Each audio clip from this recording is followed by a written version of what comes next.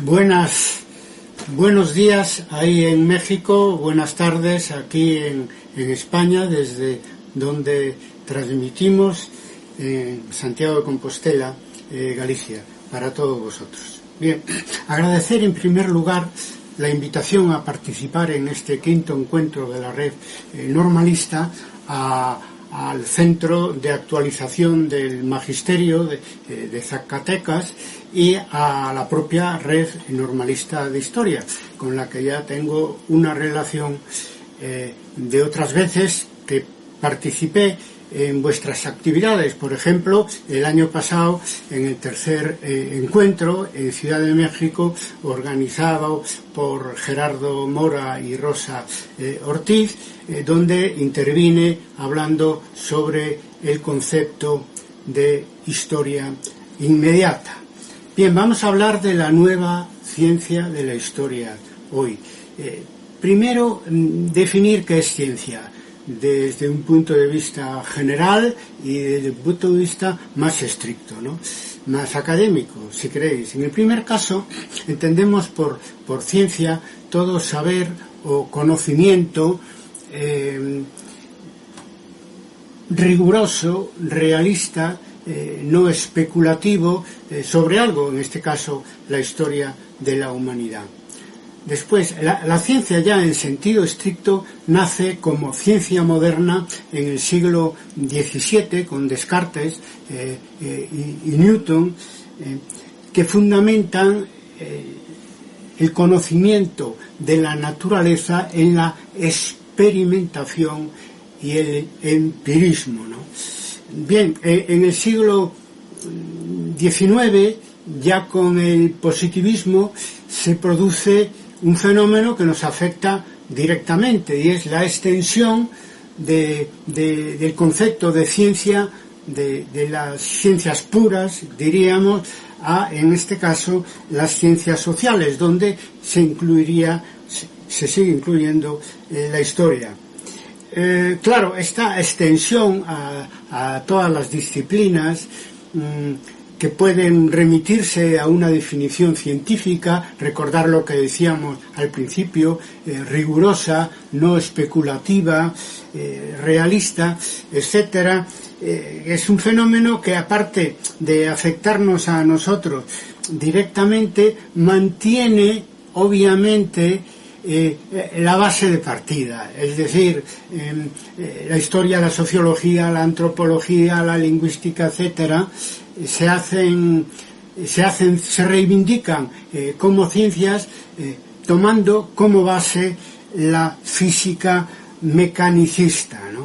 Eso es muy importante porque es un hilo conductor del sistema científico que, cuando se rompe, producen problemas, como ha pasado en el siglo XX y explicaremos un poco después, ¿no?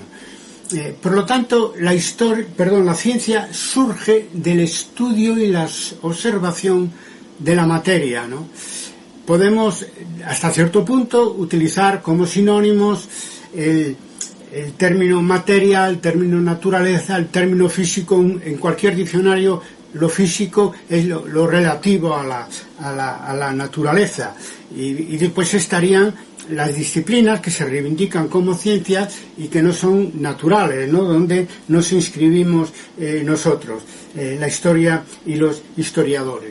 Este concepto de ciencia, que viene de las ciencias de base, de las ciencias básicas, etcétera, sufre una evolución a lo largo de la historia.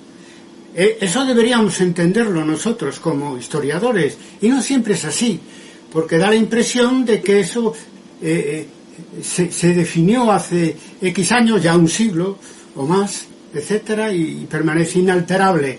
Para nada es así. Como todo fenómeno físico, pero también social o cultural, pues está sujeto al vaivén de la historia.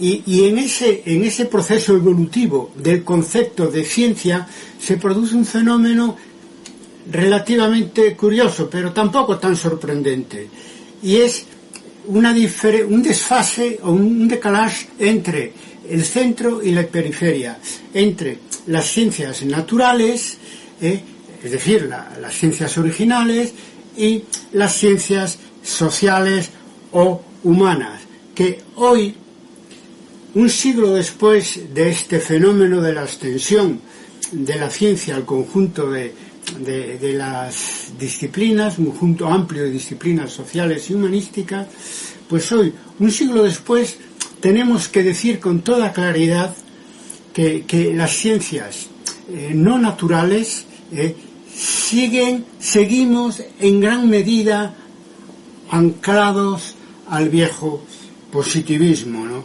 Con alguna diferencia. En el caso de la sociología es muy evidente, es que la sociología tiene una historia, habrá más referencias después, muy peculiar, que la distingue del resto de las ciencias sociales, porque la sociología ya en el siglo XX genera el concepto de constructivismo, ¿no? Donde el papel del investigador juega un papel activo, mientras en el resto de las disciplinas, y desde luego en la historia, sigue jugando un papel pasivo, tal como quedó definido a finales del siglo XIX. De manera que tenemos todavía hoy el problema de que las ciencias menores, digamos, son como copias deslucidas del original, que es la ciencia física siempre verde. Claro, el hecho de que las ciencias físicas evolucionen con tanta facilidad y con tanta eficacia no es casual, es que se basan en dos tipos de prácticas, ¿no? Cuya combinación nunca abandona, y es por un lado la práctica de la investigación, por otro la práctica de la teoría.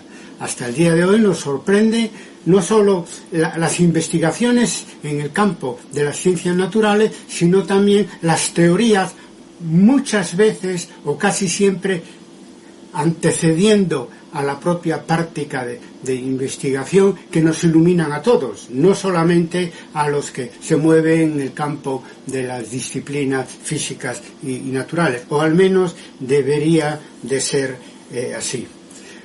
Por lo tanto, pensemos, ¿cuál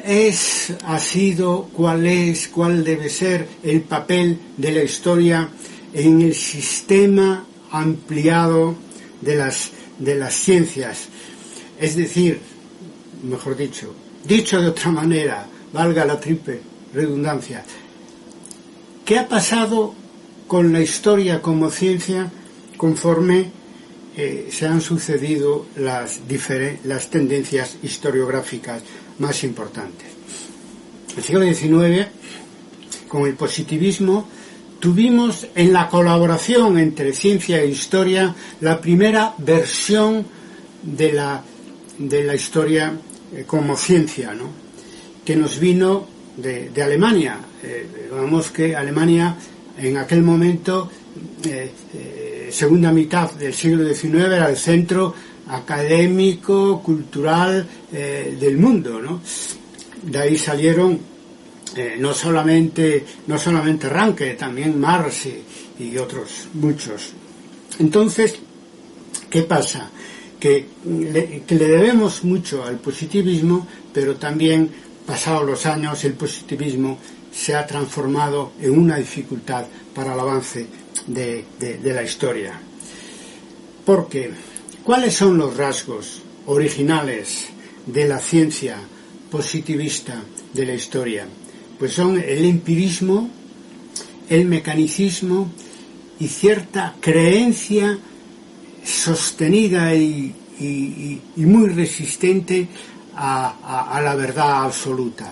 Es decir, pensamos que lo que hacemos es la verdad sin discusión, porque está basado en la empiria. Todavía hoy en día pensamos así frente a la humildad de los físicos, los biólogos y los químicos y otros muchos que investigan en las ciencias básicas, ¿no? Por lo tanto, tenemos eso como origen, que con sus ventajas y sus desventajas, porque el trasvase que decíamos sucedió entre entre las ciencias puras y las ciencias sociales y las humanidades fue muy diferente en el caso de la historia que, por ejemplo, en el caso de la sociología. El elemento promotor de la historia como disciplina científica de matriz positivista se dio, decía ya, en Alemania de la mano de Leopoldo von Ranke. ¿Y quién era von Ranke? Pues era un historiador, bueno, un ejemplo de historiador que trabaja con documentos, lo que no es poca cosa, a finales del siglo XIX, cuando lo que predominaba pues es el romanticismo, la novela histórica y todo eso. Pero al mismo tiempo era una persona muy conservadora, muy antiliberal.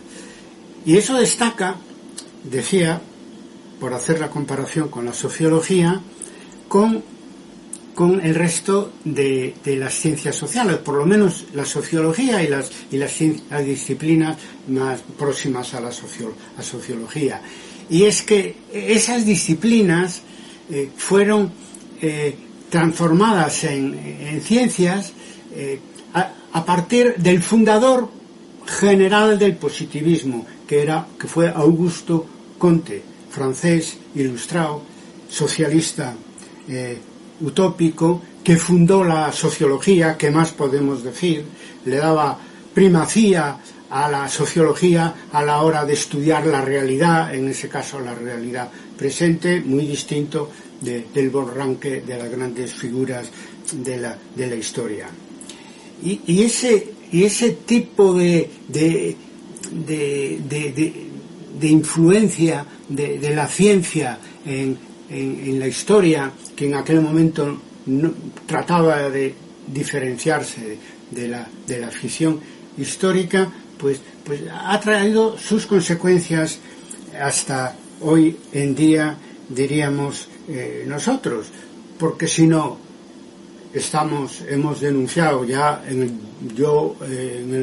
una conferencia Retorno de la Historia en el segundo Congreso Internacional de Historia de Debate en el año 1999, que es el retorno del positivista, que se ha visto el positivismo en la disciplina de la historia a partir del declive de Anales, del marxismo y del neopositivismo. Pues se explica porque nuestros orígenes vienen de ahí, vienen de la lectura más conservadora del positivismo decimonónico. En el fondo ha retornado en el tránsito del siglo XX al siglo XXI el positivismo historiográfico, porque en cierta medida nunca se fue. Bien, hemos visto la historia como ciencia en el positivismo. Ahora hablemos de la historia como ciencia en el siglo XX, es decir, a caballo de la revolución historiográfica del siglo XX, protagonizado por la escuela de Anales, el marxismo historiográfico, el neopositivismo, ¿no? Claro, todas estas tres grandes corrientes que constituyeron el paradigma común de los historiadores del siglo XX, pues en principio son antipositivistas, nacen un poco criticando a la escuela hegemónica entre los historiadores de aquel momento, y además se generan en su mayor parte en Francia y no en Alemania, porque ya en el siglo XX el centro académico, cultural del mundo occidental es Francia, que es el país donde nació pues la Ilustración y que hizo una revolución como la francesa, que desde luego Alemania nunca llegó a tener, ¿no? y otros países. Por lo tanto, claro, la nueva historia nace en Francia. ¿Y qué pasa con esa crítica del positivismo? Pues que fue una crítica superficial, como ellos decían, de de la historia positivista, que era una historia historizante, superficial, una crítica justa, que no explicaba, que no profundizaba los factores que mueven la historia, que no se preocupaba por la economía, por la sociedad, reducía el protagonismo del sujeto histórico a las grandes figuras. Toda esa crítica no solo fue correcta en su momento, sino lo sigue siendo hoy en día. Pero las nuevas historias también cometieron un gran fallo, ¿no?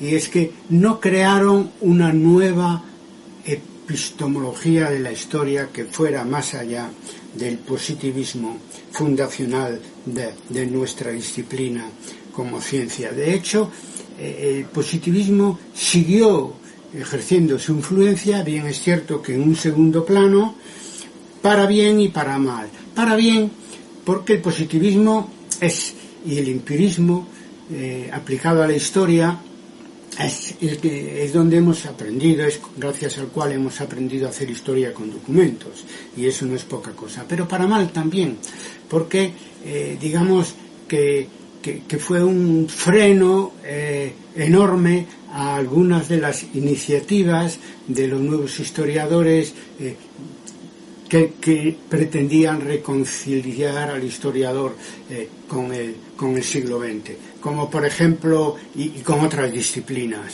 más reflexivas. Por ejemplo, el positivismo subyacente dificultó enormemente hasta hoy en día que se le concediera la reflexión, la teoría, el papel que debe tener en el trabajo historiográfico. También fue un freno para que la historia que escribimos se comprometiera con el presente. Creo también ese positivismo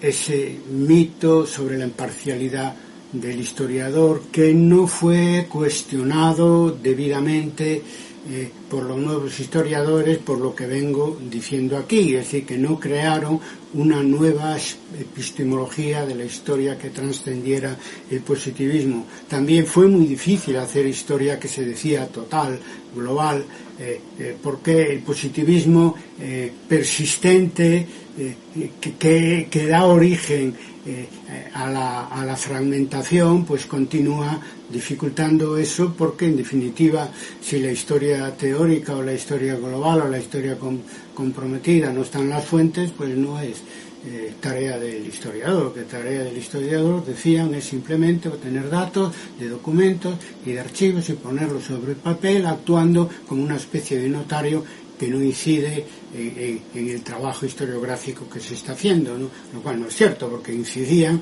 no solo por sus valores profesionales, sino también por sus valores ideológicos, etcétera, de una manera más o menos consciente o más o menos inconsciente. Por lo tanto, este es el problema de la nueva historia del siglo XX, que no trasciende desde el punto de vista de la teoría del conocimiento, el positivismo, porque ignoran el salto enorme. Seguían reivindicando la historia como ciencia, pero ignoraron el salto enorme que supuso pasar de la física newtoniana a la física subatómica y cosmológica, ¿no? Lo que tuvo sus consecuencias para la ciencia en general, ¿no?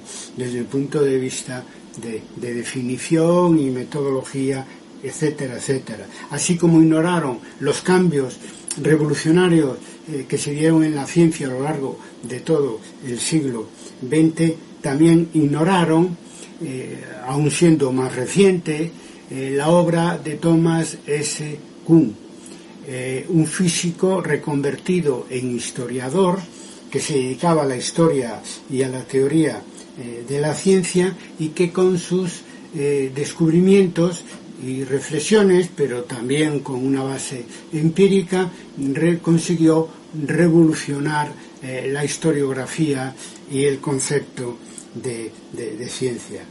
Pues esta ignorancia, pues es un poco lo que explica que cuando desaparecen los aspectos más positivos y más necesarios del marxismo y de Annales, pues vuelve a situarse en el primer plano, por lo menos en sectores más o menos amplios de la historiografía internacional, el positivismo, como si volviéramos al siglo XIX, ¿no? Quiero decir con todo esto que igual que hablamos de una vieja y nueva ciencia, en general tendríamos que hablar de una vieja y nueva ciencia de la historia en particular. Para eso hay que reconectar con la nueva física y la historia de la ciencia, como se hizo a finales del siglo XIX, y actualizar nuestro concepto y método de la historia como ciencia. Urge para tener un presente y un futuro en el siglo XXI. Esta colaboración entre historia y ciencia que hay que renovar, por lo menos en los sectores de las comunidades de historiadores que no lo han hecho todavía, que son mayoría, pues debemos recordar que puede y debe ser tan útil, ya no digo tan necesario, que eso es obvio, para vivir el siglo en el que estamos, no realidades pretéritas, ¿no? Sino que también es importante para tener un futuro, ¿no? Es decir, no solamente para no sentirnos marginados, cosa que algunos desearían en el sistema académico, sino también y en el mundo incluso del interés público por la historia, donde tenemos que competir pues con periodistas, novelistas y políticos y etcétera, ¿no? Y yo vengo un tiempo ya, pero un tiempo que ya son pues 3 décadas, ¿no? Reivindicando este retorno a la colaboración con las ciencias de la naturaleza, ¿no? Porque hablando de manera colectiva e histórica nos ha ido bien. Es decir, la primera versión de la historia como ciencia surge de esa colaboración con los físicos y otras ciencias de la naturaleza, que además reflexionan y nos suelen ofrecer reflexiones que nos hacen pensar en positivo sobre el oficio de historiador. Es decir, si la historia nació como la conocemos hoy en día en su colaboración con la ciencia del siglo XIX, pues, ¿qué decir? Pues el siglo XX ya pasó, en el siglo XXI urge realmente actualizar el concepto y el método de la historia como ciencia, insisto, para jugar un papel que no debería perderse en el conjunto por parte de la historia profesional, en el conjunto de las ciencias sociales y las humanidades.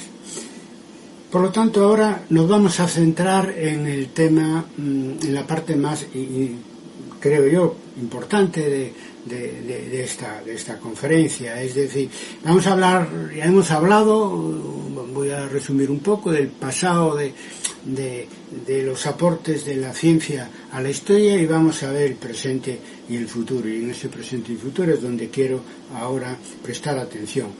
Resumo, en el siglo XIX, la ciencia nos aporta el empirismo, el objetivismo, el trabajar con fuentes, con archivos, y no inventarse la historia, y eso pues no solo fue fundamental para la historia positivista, sino también para la historia de la escuela de Annales, del marxismo, de la historia cuantitativa, del neopositivismo y otras cosas. Además, en la relación con el positivismo hemos extraído unas metáforas mecanicistas que ahora citaré las tres más importantes y recordaréis lo útil que han sido. Yo creo que han quedado ya un poco atrás, pero en su momento fueron muy útiles.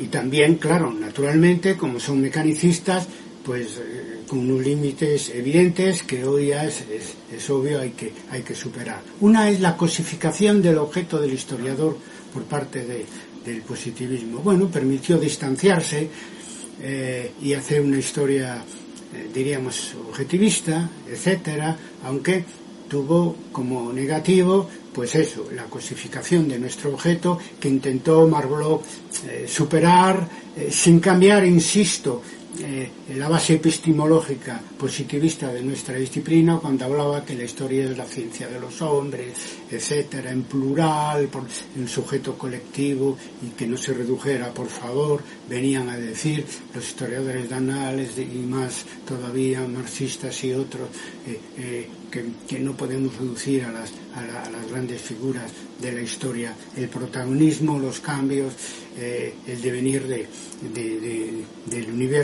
universo humano. Por lo tanto, la primera metáfora, la cosificación mecanicista del objeto de nuestra disciplina.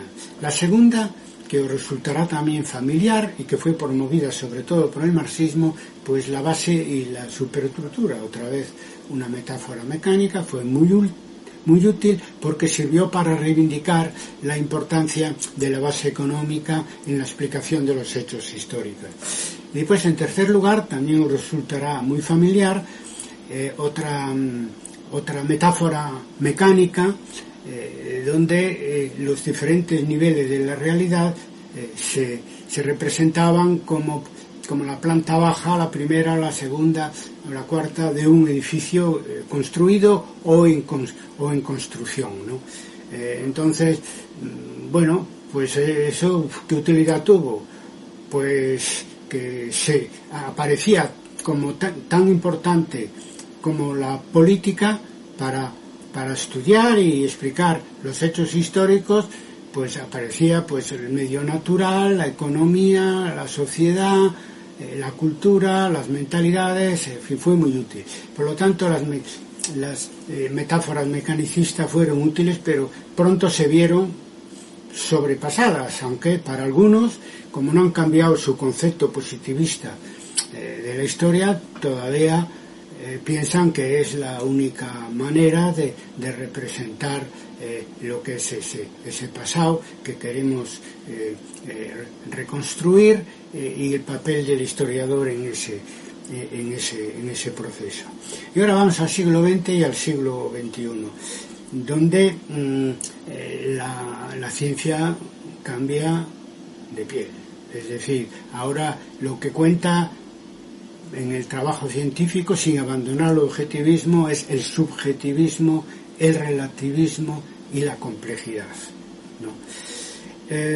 Y ahí aparecen ya las metáforas dialécticas, que son mucho más útiles para estudiar la historia entendida como el cambio, ¿no? Es decir, mucho más útiles. Entonces son metáforas que relacionan al observador, según la terminología de física, pero nosotros diríamos pues el investigador, el historiador, con su objeto y con el tiempo, ¿no? Entonces aquí ya tenemos una influencia en la manera de redefinir la historia como ciencia, de por lo menos tres teorías importantes que surgen de las ciencias básicas. Una es la teoría cuántica, otra es la teoría de la relatividad y la tercera la teoría de los paradigmas. Las dos primeras de principios del siglo XX. Es que llevamos un retraso de un siglo en ponernos al día sobre la historia como ciencia, siguiendo los criterios naturalmente de las ciencias originales, que son la física y las ciencias naturales. Bueno, la teoría cuántica, digamos que para lo que nosotros interesa, el autor principal es Heisenberg, ¿no? Obviamente alemán, que decía estudiando las partículas subatómicas, que el observador condiciona su objeto de investigación de tal manera que no se puede descubrir el estado de una partícula sin tener en cuenta la intrusión del propio observador, diríamos del propio investigador. Muy interesante, ¿no? Porque de alguna manera sucede igual cuando investigamos como historiadores o como sociólogos, intervenimos en el resultado final. No existe esa ciencia positivista, era puro idealismo, ¿no? De reproducir una realidad como si nosotros no existiéramos, cuando nosotros somos los que intentamos representar esa realidad. Es así, es un poco paradójico, pero de ahí vienen todos estos problemas de tipo epistemológico a los que estamos haciendo referencia. Claro, el papel del observador, tan importante, que condiciona la percepción del objeto, hay que completarlo con las críticas que Einstein y Bohr hicieron al propio Heisenberg, que decían que en cualquier caso no olvidar que la realidad existe al margen del observador. Es decir, que por mucho que el observador incida en la realidad que quiere investigar, esa realidad que quiere investigar existe independientemente de él. Otra cosa es que a la hora de decir qué es lo que de decidir qué es lo que descubrimos, tenemos que obviamente tener en cuenta cómo incide el propio investigador. Por lo tanto, este planteamiento relativista sobre la relación del investigador y su objeto, completando a Heisenberg con el realismo de Einstein y de Bohr, pues tenemos que atenernos. El propio Heisenberg sugirió, y es poco conocido esto de lo que hemos hablado al principio, es decir, que había que extender, en este caso, su descubrimiento epistemológico a otras disciplinas, y además no hacía diferencias entre las ciencias y las humanidades, ¿no? Por lo tanto, es sumamente interesante. La teoría cuántica, igual que la teoría de la relatividad, están vivas hoy en día, se están enriqueciendo tremendamente y descubriendo nuevos detalles, nuevos aspectos, que igual que se está sucediendo con la teoría de la relatividad, ¿no? Y vamos a la teoría de Einstein.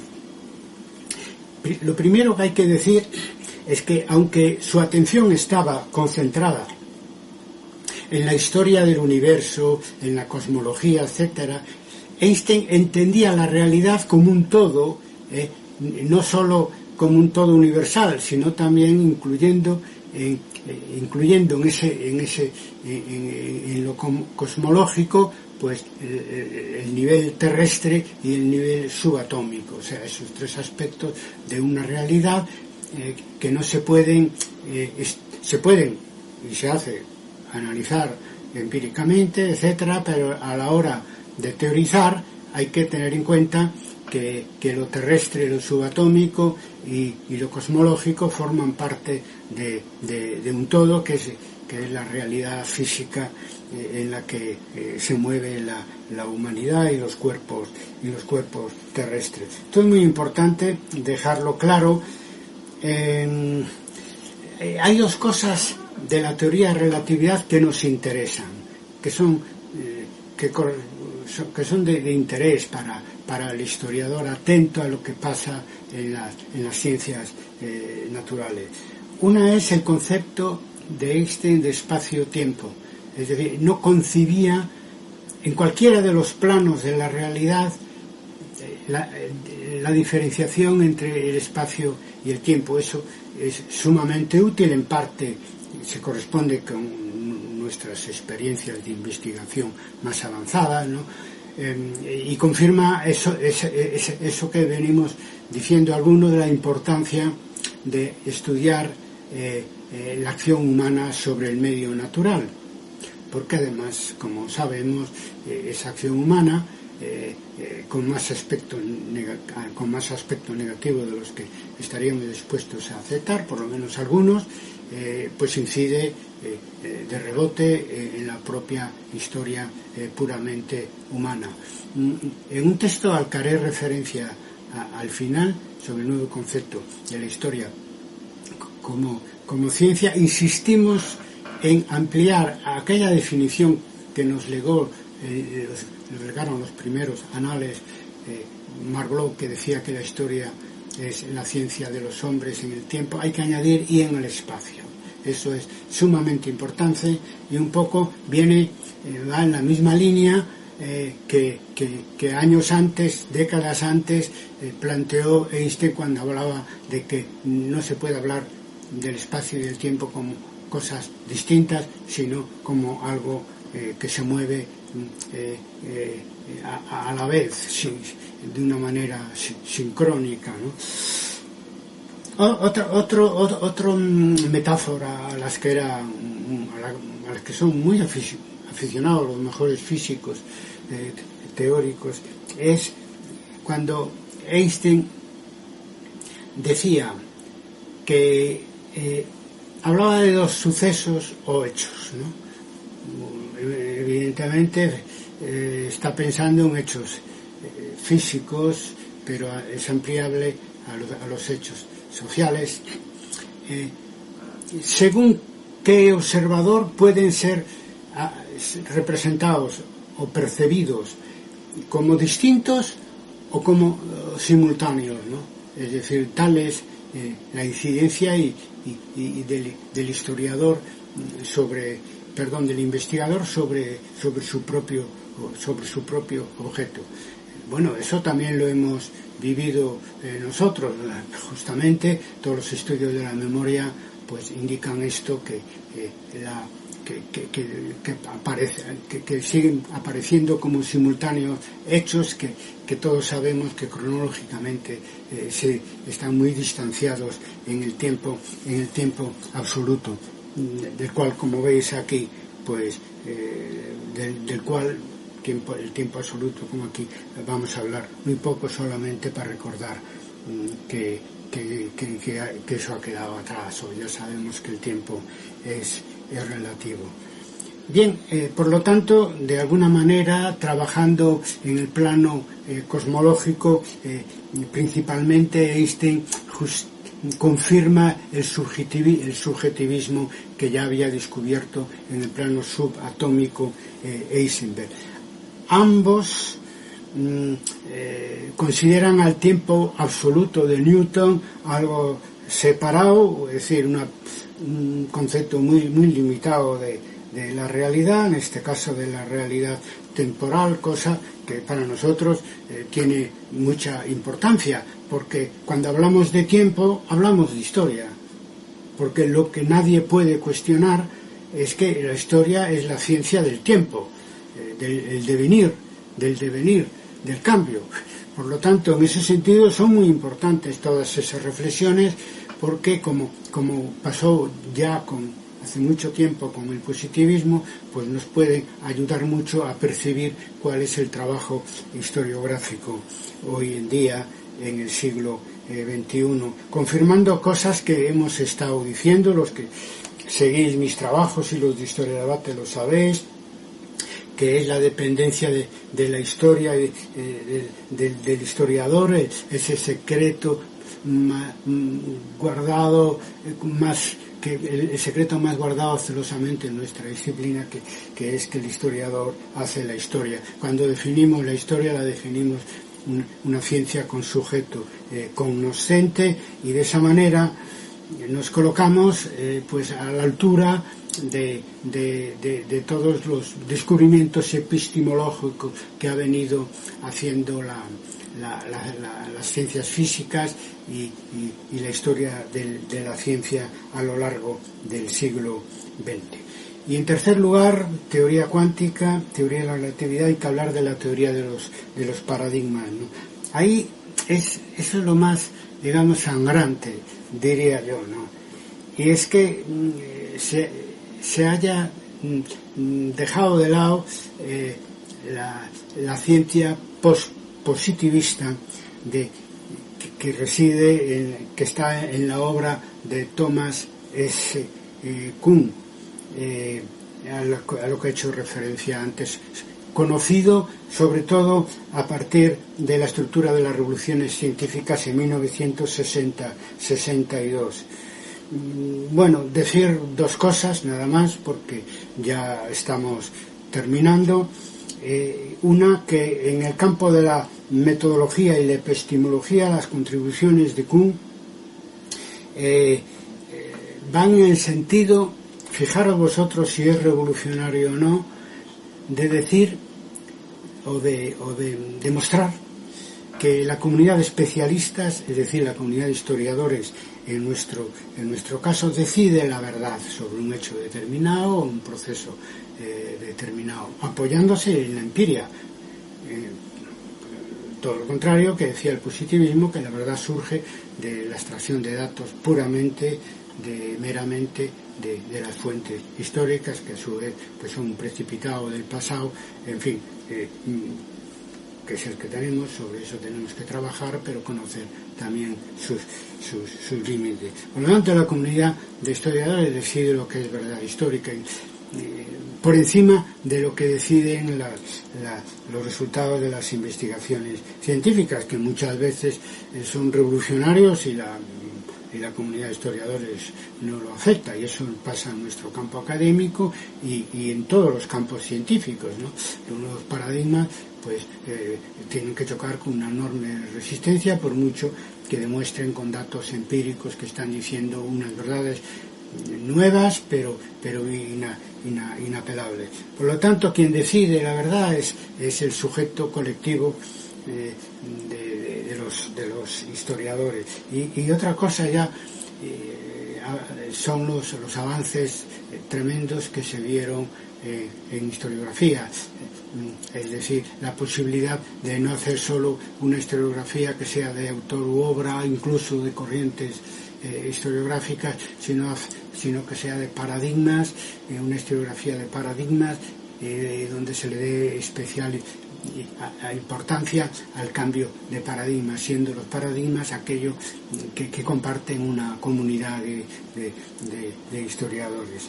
Bien, sobre eso, ¿qué os voy a decir? Los que nos habéis seguido a lo largo de todas estas décadas de Historia de Debate, ya sabéis, es lo que hemos hecho en Historia de Debate, es el mejor ejemplo como una historiografía de paradigmas puede servir para adaptar, en este caso, nuestra profesión al cambio del siglo XX al siglo XXI. Llevamos haciéndolo pues desde el año 1993, que fue el primer Congreso Internacional de Historia de Debate. Bueno, si queréis más información sobre la nueva ciencia de la historia, pues sea por un lado el nuevo paradigma historiográfico, sea por el otro el nuevo paradigma educativo de la historia, pues hay algunos materiales que os propongo. En primer lugar, el Manifiesto Historiográfico de Historia de Debate del año 2001, que lo podéis encontrar en la web, está publicado en muchos sitios. Y por otro lado, ya hice referencia a ello, mi conferencia en Quito es por un nuevo concepto de la historia como ciencia del año 2005.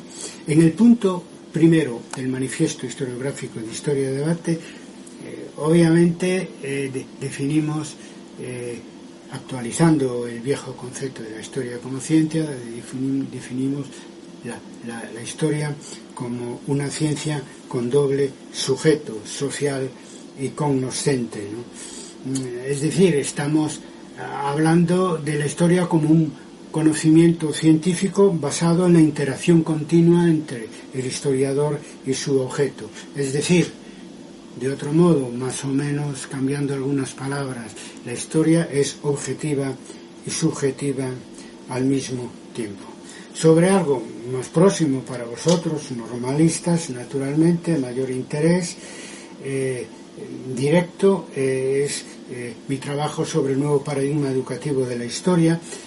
El texto también lo encontráis publicado buscando en Google en muchos sitios y además con posterioridad al texto, proponiendo un nuevo paradigma educativo de la historia, hay una conferencia mía organizada también por Gerardo Mora y Rosa Ortiz en el año 2011 en la Escuela Normal Superior de la Ciudad de México, que está en YouTube, ya digo, y que tiene por título La didáctica de la historia, valores o competencias. Por lo tanto, proponemos como eje del nuevo paradigma educativo de la historia tres cosas a la vez. Una, el papel activo del alumno, el aprender a aprender del viejo constructivismo, que sigue siendo útil. Añadiendo el papel activo del profesor como transmisor de contenidos y de valores que niegan la educación neoliberal en competencia.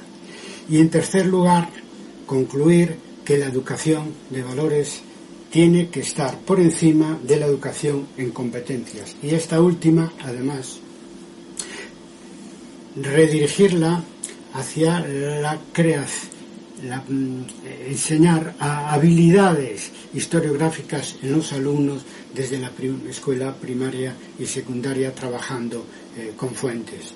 Eso sería, digamos, el trasvase en positivo que podríamos hacer de la moda de las competencias, siempre por debajo de la educación en valores, que son los que justifican nuestra profesión, tanto como investigadores de la historia como profesores de historia.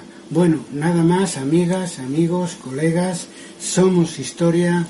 Viva Zacatecas, viva México.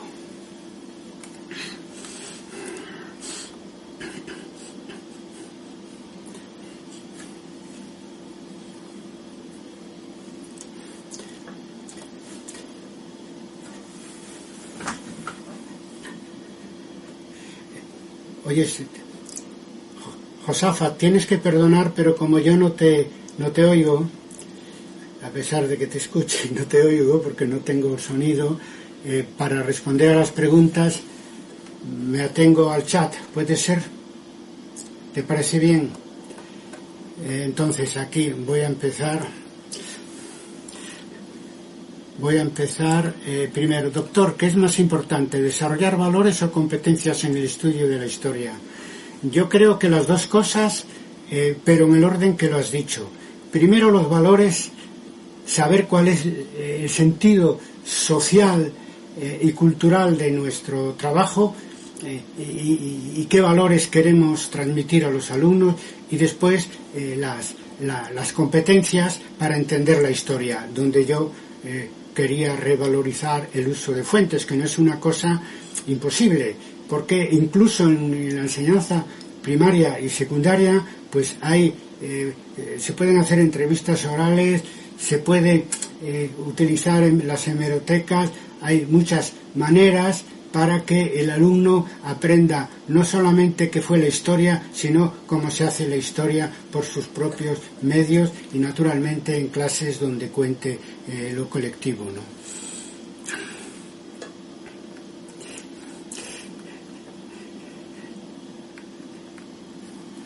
Bueno, sí, estoy intentando aquí en el chat ver qué es lo que hay. ¿Cómo se construye el autor colectivo de la nueva historia? ¿Qué les diría a los docentes que tienen la misión de acercar a los estudiantes a la historia? Bueno, el autor colectivo de la nueva historia, sabéis que la historia tiene un doble sentido. La historia que vivimos y la historia que escribimos, ¿no?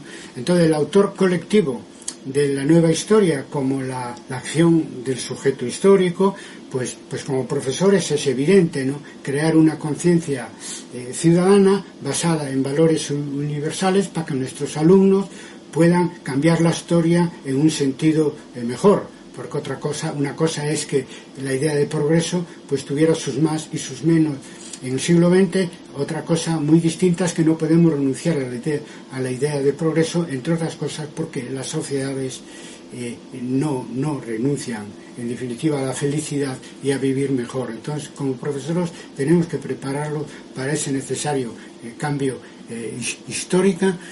Y los docentes, ¿cómo acercar a los estudiantes a la historia? Yo, pues, para que se sientan partícipes de la historia, ya lo dije, es decir, y así como pueden analizar cosas que estén sucediendo a su alrededor, pueden analizar cosas que hayan sucedido en otra época, no solo utilizando un manual de historia o trabajo de los historiadores, sino también con datos históricos que están expuestos, sea oralmente, sea por escrito, de una manera accesible a cualquiera. Porque uno puede leer en una clase, yo que sé, unas declaraciones o un documento y se puede promover una discusión sobre que pudo ser, yo que sé, 1910 para la historia de México. Si queréis una historia más reciente, lo que llamamos historia inmediata, pues la masacre de Ayotzinapa.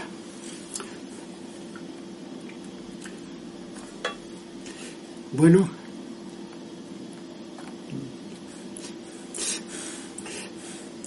creo que ya he contestado. ¿Podría ampliar lo relativo a los paradigmas? Sí. Vamos a ver, yo es que claro, en el tiempo que tenía, procuré atenerme, no pasarme de una hora, no puedo hablar de todo y soy consciente de que si hablo de paradigmas, pues eso me daría para una conferencia, ¿no? Y de hecho algunas he dado hablando de paradigmas.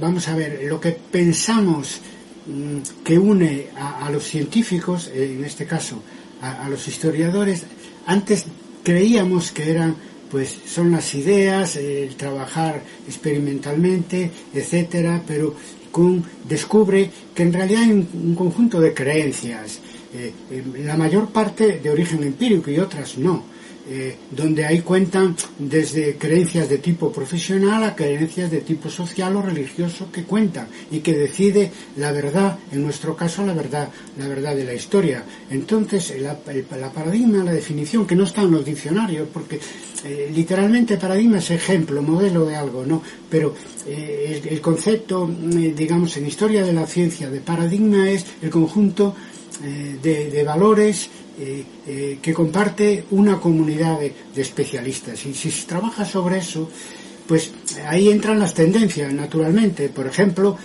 en el siglo XX hablamos de un paradigma común de los historiadores del siglo pasado, porque se compartían una serie de paradigmas, ¿no? Es decir, la importancia de la economía, en fin, una historia donde se le dé especial atención al sujeto colectivo, etcétera, etcétera. Entonces, el estudio de esas creencias es lo que determina el estado de una disciplina. Y digo a propósito creencias porque era el término que utilizaba Kuhn.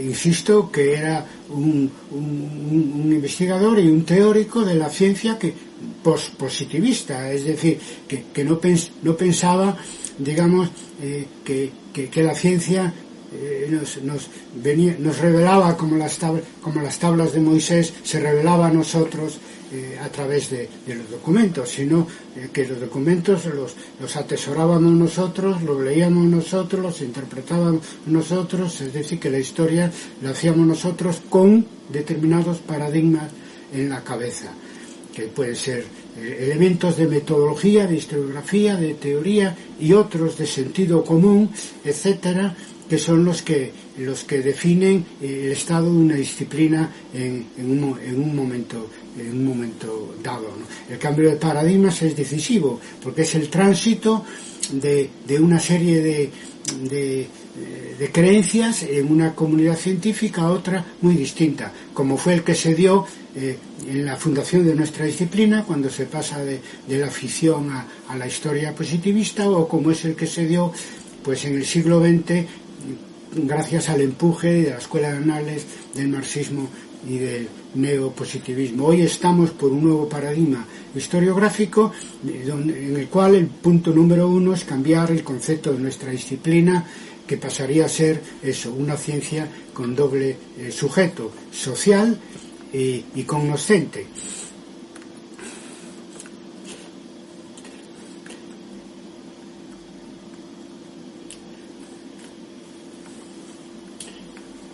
Bueno, estoy yendo hacia arriba y creo que ya no hay más preguntas. Todos son saludos, felicitaciones que se agradecen a todos de una vez, pero voy ahora de nuevo hasta el final y sigo con las preguntas. ¿En qué ponemos énfasis para enseñar metodología de la historia a estudiantes, para docentes que no son especialistas en la investigación histórica? Hombre, en el uso crítico de las fuentes en primer lugar, porque cuando criticamos al positivismo, al mismo tiempo insistimos que el descubrimiento de hacer la historia con documentos y con fuentes es irreversible y que ha sido adoptado hasta hoy también por nosotros mismos, por todas las corrientes historiográficas y ha atravesado todas las renovaciones historiográficas en el presente y en el futuro. Y en segundo lugar, además de las fuentes, el papel decisivo del historiador que escribe, etcétera, para que de esa manera el estudiante relativice la historia que se le enseña. Se ha dicho, es un lugar común, pero tiene mucho de verdad y es muy repetido, que cada generación cambia la historia. Es que la historia es la ciencia del cambio, y analizando la historia el estudiante debe aprender que ellos también y su generación pueden y deben cambiar la historia para que no se anquilose, pues así como nosotros estamos criticando pues el sistema en un marco epistemológico antiguo, tampoco se anquilosen en un marco político o socioeconómico antiguo. En este caso, claro, estamos hablando con temas mucho más importantes que los que nos referimos cuando hablamos de metodología y epistemología de la historia, que es la gente y su felicidad, ¿no? Digamos que es una obligación moral, por eso yo hablo de hacer una historiografía de valores, ayudar con la enseñanza de la historia y con la investigación de la historia a que la gente entienda críticamente el mundo en el que vivimos, sabiendo de dónde viene y tenga con ese conocimiento sobre la evolución del tiempo, tenga capacidad para conseguir y ayudar a conseguir a otros un mundo mejor, de manera que la idea del progreso se pueda materializar de alguna forma.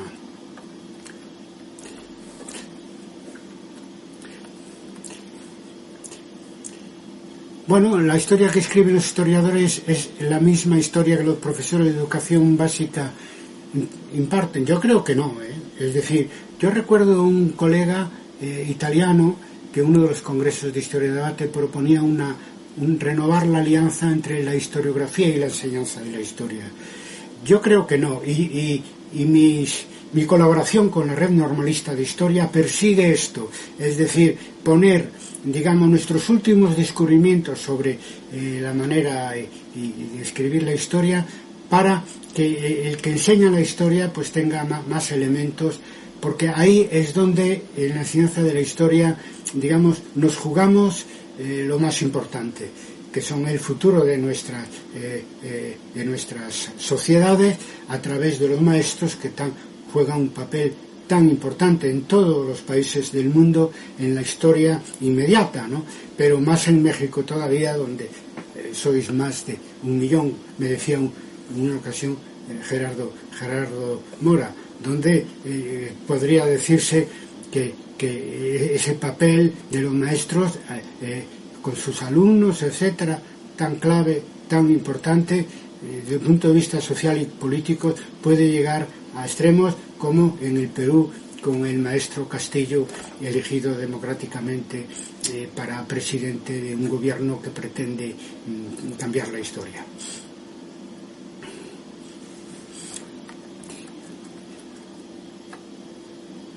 considera que pueden escribir historia los estudiantes normalistas. Yo decía que tenéis que acostumbrarlos a trabajar con fuentes, y que ellos a su vez, cuando sean maestros, ayuden a los alumnos a trabajar con fuentes y escribir la historia. Uno de los fenómenos nuevos que estamos detectando es que el término de historiador se está ampliando tremendamente. En parte porque en las universidades no hay más puestos para los doctores en historia que estamos generando en las universidades, y muchos, aun siendo incluso doctores, pues investigan por su cuenta. Profesores de enseñanza secundaria también investigan la historia. Es decir, hay una gran ampliación de la comunidad internacional de historiadores, y eso es un fenómeno que se está dando en todos los países, que refleja el interés por la historia, y debemos acostumbrarnos a que el historiador no tiene el monopolio sobre la escritura de la historia, quiero decir, el historiador académico. También se hace historia desde los colegios, desde los liceos, desde los museos, desde la biblioteca, desde los archivos, y también desde los movimientos de recuperación de la memoria histórica, donde los descendientes de las víctimas de la historia pues quieren prestar su colaboración para reconstruir ese pasado que ha sido atroz para una parte de la humanidad. Por lo tanto, sí, la historia es de todos, y todos deberíamos contribuir a hacer historia en mayor o menor medida. Veo que Josafat aparece de nuevo aquí. Me da la impresión de que ha llegado el momento de cortar esto, ¿yo? Dime, así, que sí. Entiendo bien. Bueno, pues aquí quedamos. Un gusto estar con vosotros otra vez, y mucho ánimo, y que la red normalista de historia pues tenga un futuro esplendoroso y ayude a México a tener un futuro esplendoroso.